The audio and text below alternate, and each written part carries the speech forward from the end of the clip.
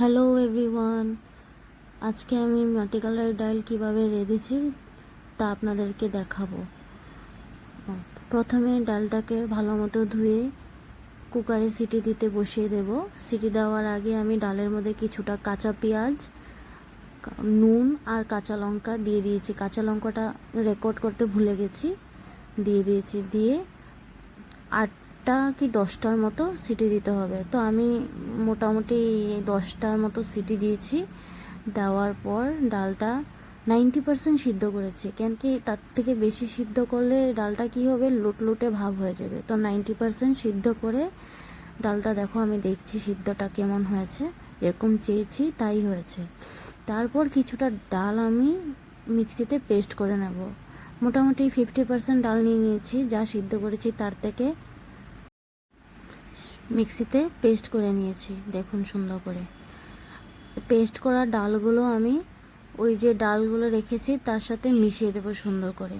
মেশানোর পর হলুদ দিয়ে ডালটাকে নেড়ে চেড়ে সুন্দর করে রেখে দেব। পরিমাণ মতো হলুদ যা লাগে আর কি দিয়ে সুন্দর করে রেখে দিয়ে এবার মাছের মাথাটাকে ভেজে নেব সুন্দর করে। আমি 1 পিসই দিয়েছি মাছের মাথা, কেন কি দুজনের জন্য বানাচ্ছি তো কম ডাল আছে, তো আপনারা যদি বেশি বানান দেবেন। তো এখানে কিছুটা মুড়ি নিয়ে নিয়েছি, পেস্ট করে নেব মুড়ি। ডালের ফ্লেভারটাই মুড়িটাতেই আসে, মুড়িটা দিলে।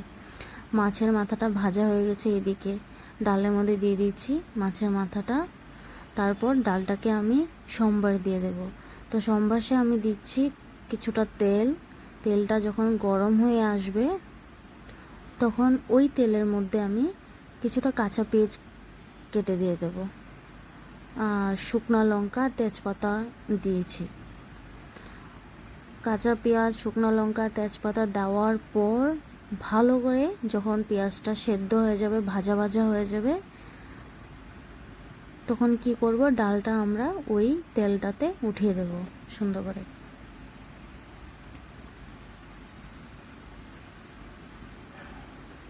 এবার ডালটা উঠিয়ে দেব।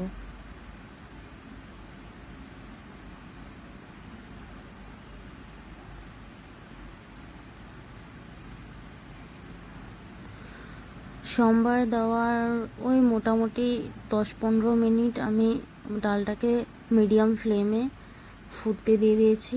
যখন দেখবেন যে ডালের কনসিস্টেন্সিটা একটু গাঢ় হয়ে এসেছে তখন নামিয়ে নেবেন।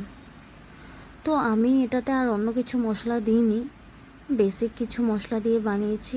খেতে খুব দুর্দান্ত হয়েছিল। কেমন লাগলো ভিডিওটা দেখে প্লিজ কমেন্ট করে জানাবেন। ধন্যবাদ।